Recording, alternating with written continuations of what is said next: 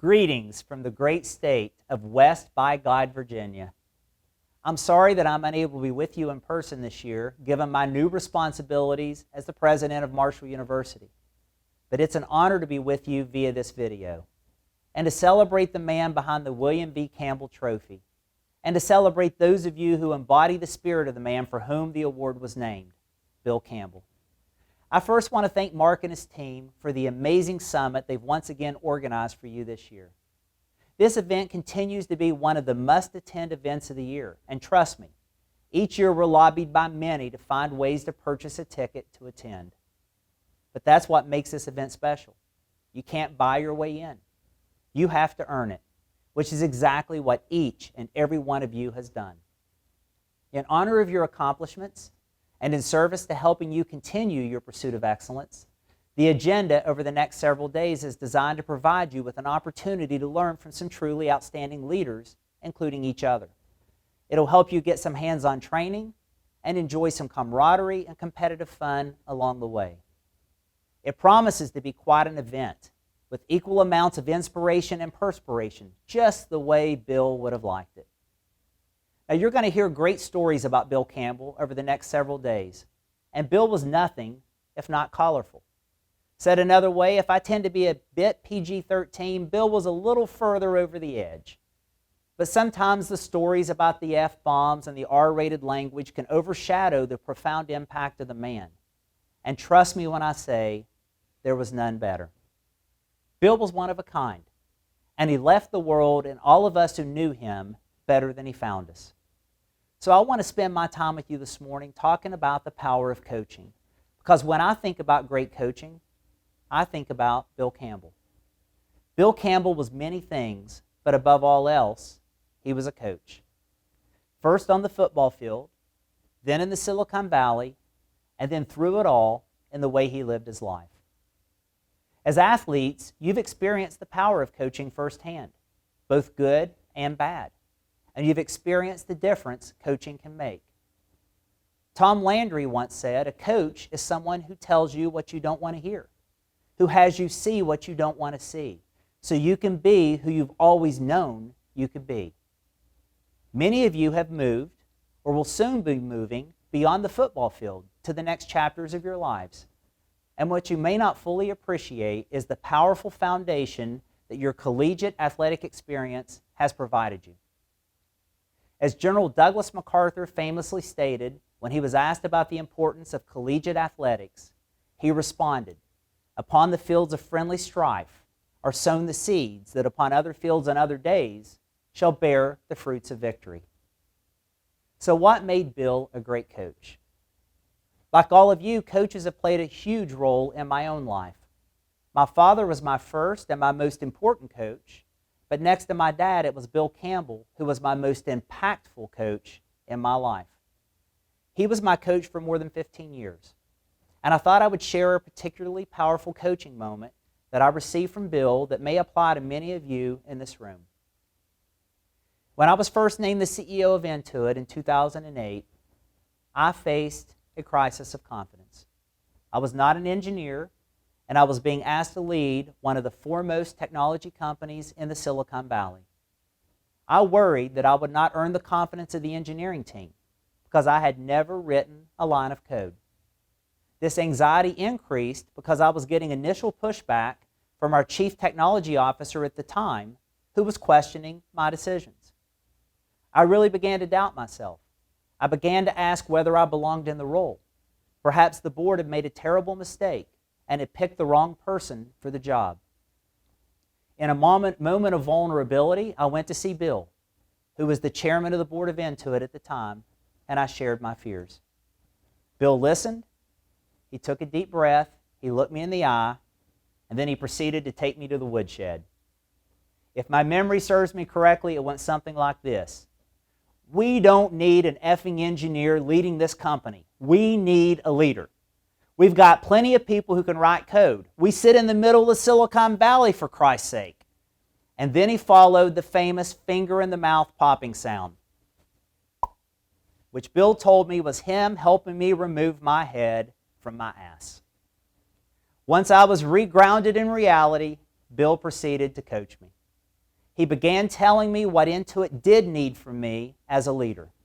He said that my job was to paint the vision, inspire the passion, and explain the reason why, and then to get out of their way and let them work their magic.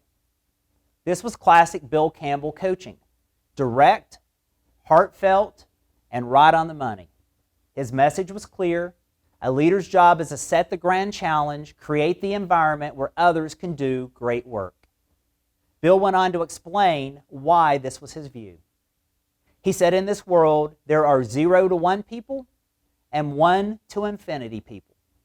There are people like Scott Cook, Steve Jobs, Jeff Bezos, Larry Page and Sergey Brin, Mark Zuckerberg, Elon Musk. They're the founders. They can go from 0 to 1 and invent things the world has never seen. But then there are people like us, the 1 to infinity people. The world also needs 1 to infinity people to take great ideas and teams and scale them into organizations that are built to last with a strong culture and strong ethics. What occurred during this coaching session was also one of Bill's famous Jedi mind tricks. Bill was a legend, an icon. He had famously coached most of those other legends that I just listed. And in coaching me through a crisis of confidence, he used the words, guys like us, to insinuate that I could be in his class. That coaching moment was a game changer for me. Looking back, I now realize what he did with me was what he did with so many others. Bill never wanted to change you. Instead, he wanted you to be authentic to who you are and to play to your unique strengths.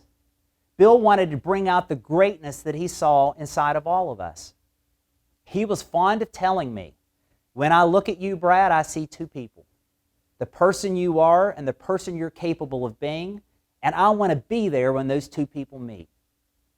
That was Bill's genius. He saw greatness in people, even when you could not see it in yourself, and somehow he got you to believe. Bill convinced me that I belonged, but along the way he role modeled a more important lesson, that as a leader and a coach, my greatest power was to bring out the greatness in others. For me, there is no better definition of what a coach is or the profound impact that a coach can have on others. Now let me be clear. God has given humankind many gifts. I do not count myself among them, nor do I consider myself in Bill Campbell's class. But I wanted to share that story because I think it gets at something much more universal. All of you are here because you have succeeded on and off the field. You have triumphed where many others have not. At some point, you will be transitioning to the next chapter of your lives, and chances are you will experience moments of doubt about what comes next, how to find your way, and whether you are up to the challenge.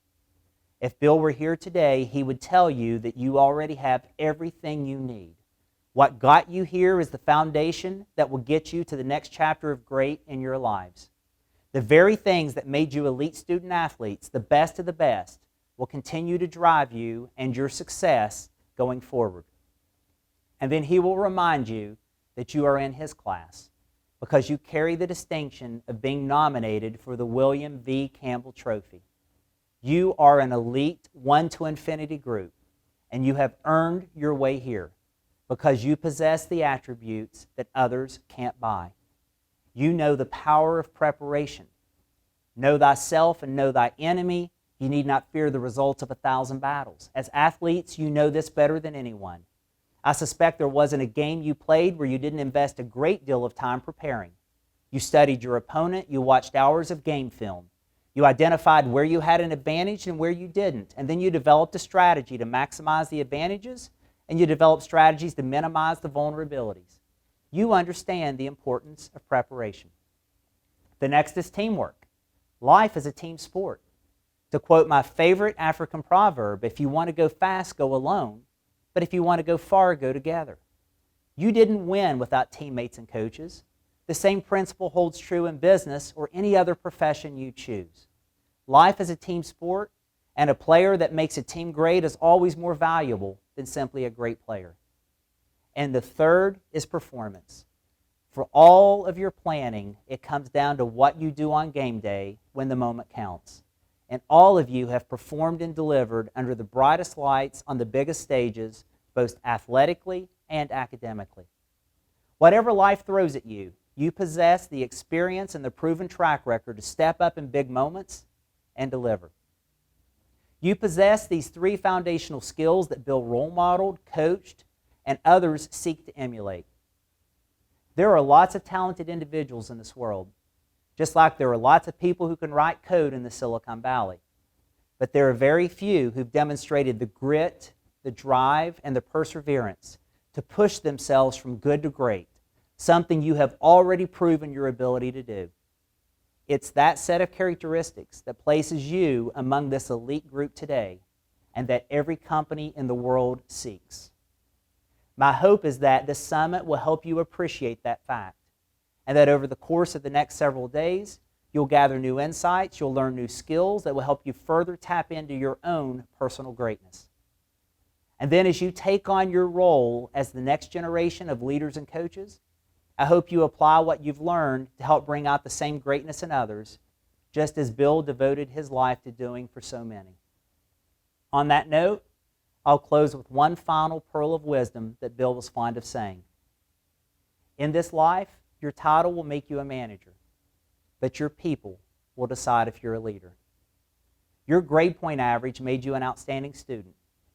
Your inclusion on the team made you an outstanding collegiate athlete. But your nomination as a William V. Campbell candidate made you a leader among the many talented athletes and scholars, a member of this very special one to infinity group. So for you, the only question is how high is up? May today be the first step in your journey to building on that distinction and becoming the elite leader and coach that you're capable of being. Congratulations, and I hope you have a fantastic summit, and go Herd.